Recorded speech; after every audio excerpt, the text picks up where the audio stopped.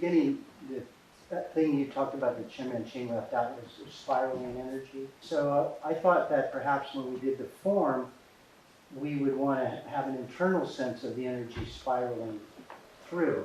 That's the idea. But then again, is that paying attention to the chi, which they say? No, like I say, don't pay attention to chi. But pay attention to the spiraling energy. Okay, so that's not the chi. The spiraling energy is not the chi. It's the movement. The spiraling energy results finally in Jing. That's why it's related to internal force. Chansijing is this spiraling energy. Okay, So so this spiraling movement. Sorry. And see, here's what's going to happen. As I say, everything is shortened. This thing you're practicing where everything is turning like this, when you really use it, it's just that. I mean, there's hardly any movement. There's hardly any change. And this is why, if you don't really practice it conscientiously and continuously through the whole thing, when you actually punch somebody or something, you'll just be broken. You'll just revert to your linear way of producing force. Because it's too fast for you to think, all right, like do this like weird stuff. It has to become absolutely, deeply second nature. And you cannot cultivate this without solo movements. You cannot cultivate it just through doing hand pushing. Even though, like I've said, you can define Chaiji completely through doing hand pushing. So it's your relation with another person. So that's what I mean when I say it doesn't matter what religion you have, it doesn't matter what solo movements you do, as long as they contain all the correct elements and they test all the correct elements. That's why I'd be perfectly happy to teach people in the Wu style or any style this method of making all these balls, these air balls, whatever. Because then if they want to know how to make it work, I just explain how to do internal changes. And the movements that make those styles different are really not very defined in terms of anything except their external positions. That's all. So they could be doing it right as far as I'm concerned. I wouldn't care at all. If I saw somebody come in and did the Wu style, and he had correct rooting and he had all this stuff happening. If I saw something missing, I'd say change this. I wouldn't say change your whole form if it wasn't necessary.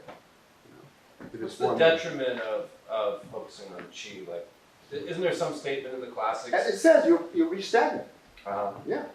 With the spine, you can actually allow it to separate a little bit like this. You can allow it to twist. The reason it doesn't twist in the form is the same reason that your arms move simultaneously in the form, because there's not much separation of substantial and insubstantial. So it's not enough to make it twist except for this move. You go like this, there's the twist. And you do the load speed. Right? But it's all built up by that high-speed turn. That's why if you did it like this, this would be a kind of bad thing to do, because you just deliberately distort yourself. It's not relaxed. It's just something you're going like this. But if you relax, and you go like this, and you land, and you root with your foot, you can always feel all this separation. You can feel this created automatically by the speed of the move. You try it. You all know this move, I presume. It's in short form. It's in all the forms that I know of. So, yeah. When you turn, remember the turn is like a step. It's not like a sweep. You're not doing this. You're not keeping your weight here. It's like a step. It's like going like this. But as you go like this, you make a spiral with your... Yeah, that's it. Perfect. So now, once you've got that footwork down, no, don't turn on the heel. Turn on the toe. Once you've got the footwork down, then concentrate on just keeping the back straight, but letting it relax. And also, but you have to let the arms be free. So your arms go first like that. But the back doesn't stay straight as you land. You have No, when you land, then you do this, complete change like this. But when you're turning, not. When you're turning, right. Says you sit down. Here, sit down.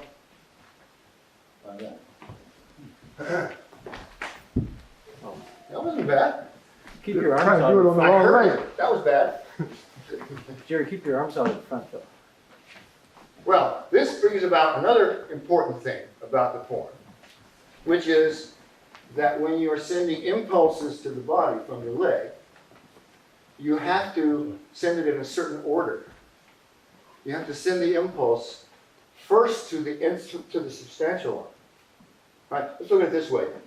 When I send the impulse from the leg to the substantial arm, it's like this is substantial and this is insubstantial.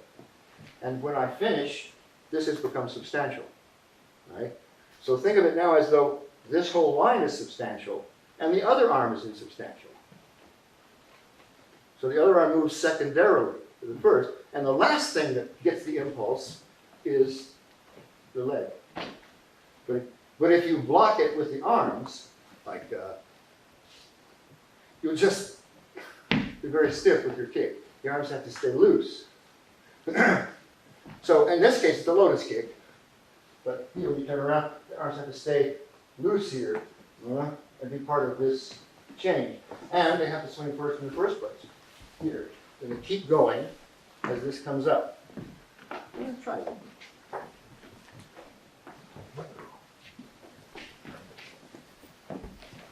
See, despite how independent of any particular form my